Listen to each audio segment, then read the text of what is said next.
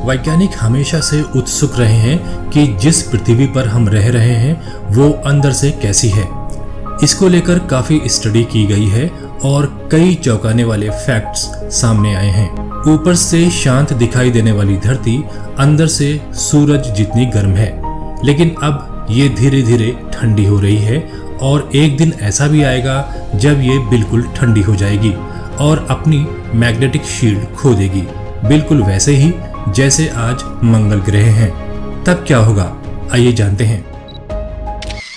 Hello दोस्तों, मैं हूं इरफान ह्यूमन और आप देख रहे हैं रिसर्च न्यूज चैनल। वैज्ञानिकों के लिए यूनिवर्स के दूसरे प्लेनेट ही नहीं बल्कि खुद पृथ्वी भी स्टडी करने के लिहाज से रोचक प्लेनेट है। सरफेस के साथ इसके इंटरनल स्ट्रक्चर पर भी रिसर्च होती रही है। इसके बारे में जानना बहुत ही मुश्किल है। पृथ्वी के अंदर क्या है, इसको जानने से पहले हमें इसके इंटरनल स्ट्रक्चर को समझना होगा, जो प्याज के छिलके की तरह परतों के रूप में है। पृथ्वी की सबसे ऊपरी परत क्रस्ट एक ठोस परत है। मध्यवर्ती मेंटल यानी इंटरमीडिएट मेंटल बहुत ज्यादा गाढ़ी परत है और आउटर कोर लिक्विड और इनर कोर सॉलिड फॉर्म में है। पृथ्वी की अंदरूनी बनावट के बारे में जानकारी के सोर्स को दो हिस्सों में बांटा जा सकता है।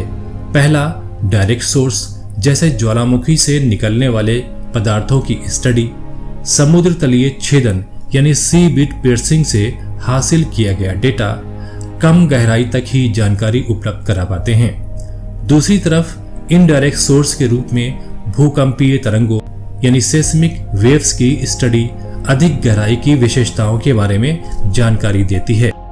पृथ्वी की आखिरी परत क्रोड में निकल यानी Ni और लोहा यानी Fe की प्रधानता होती है, इसलिए इस परत का नाम निफे यानी NiFe है। ये 2890 किलोमीटर गहराई से पृथ्वी के मेंटल तक है। क्रोड का भार पृथ्वी के भार का लगभग 1/3 है। ये पृथ्वी का लगभग 16% भाग घेरे हुए है। इनर कोर मुख्यतः लोहे का बना है, जिसमें निकल की भी कुछ मात्रा है। चूंकि आउटर कोर लिक्विड फॉर्म में है और इसमें रेडियोधर्मी पदार्थों यानी रेडियो एक्टिव सब्सटेंसेस और विद्युत आवेशित कणों यानी इलेक्ट्रिकली चार्ज पार्टिकल्स की कुछ मात्रा पाई जाती है। जब इसके पदार्थ करंट के रूप में इनर सॉलिड कोर का चक्कर लगाते हैं तो मैग्नेटिक फील्ड बन जाती है। पृथ्वी के मैग्नेटिज्म और जियोमैग्नेटिज्म की ये व्याख्या डायनामो सिद्धांत कहलाती है। नेशनल जियोग्राफिक के अनुसार इनर कोर में टेम्परेचर सन की सरफेस जितना है, लगभग 9392 डिग्री फ़ारेनहाइट या 5200 डिग्री सेल्सियस जितना गर्म होता है। लेकिन बाकी हिस्सों से बहुत ज्यादा प्रेशर इनर कोर को सॉलिड रखता है। पृथ्वी की सक्रियता में उसके क्रोड की भी अहम भूमिका होती है और आसान शब्दों में कहें तो ये पृथ्वी की धड़कन जैसा है। नई स्टडी बता रही है कि अब यही धड़कन धीमी होने लगी है।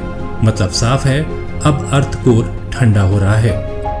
पृथ्वी के गर्म क्रोड के कारण ही यहाँ पर जीवन की हैबिटेबिलिटी बनी हुई है। साइंटिस्ट का मानना है कि मंगल ग्रह पर कभी जीवन हुआ करता था और वहाँ जीवन की अनुकूलता खत्म होने का कारण भी उसके क्रोड का ठंडा हो जाना है। लेकिन सवाल यह है कि क्या होगा जब पृथ्वी का क्रोड भी ठंडा हो जाएगा। पृथ्वी का क्रोड सुर्खियों में तब ज्यादा आया जब साइंटिस्ट ये जानने की कोशिश कर रहे थे कि मार्स पर लाइफ क्यों नहीं है। इस स्टडी में उन्होंने पाया कि मार्स का खुद की मैग्नेटिक फील्ड नहीं है, जो तभी हो सकता है जब उसका क्रोड एक्टिव हो यानी गर्म हो। मंगल का क्रोड ठंडा हो चुका है और इस वजह से मैग्नेटिक फील्ड भी नहीं है, जो सेलेस्टियल रेडिएशन और सोलर रेडिएशन से जीवों की रक्षा करती है। पृथ्वी का क्रोड ठंडा तो हो ही रहा है, लेकिन उसकी स्पीड काफी धीमी है। लेकिन एक ना एक दिन ये ठंडा हो जाएगा और तब पृथ्वी का एटमॉस्फेयर भी खत्म हो जाएगा। फिर शायद पृथ्वी के हालात भी मार्स जैसे हो जाएंगे। तब यहाँ जीवन और जीवन की सारी परिस्थितियां समाप्त हो चुकी होंगी। इस स्टोरी पर आपकी राय हमें कमेंट करके जरूर बताएं। रिसर्च न्यूज चैनल की अगली कड़ी में हम फिर मिलेंगे एक नई जानकारी के साथ।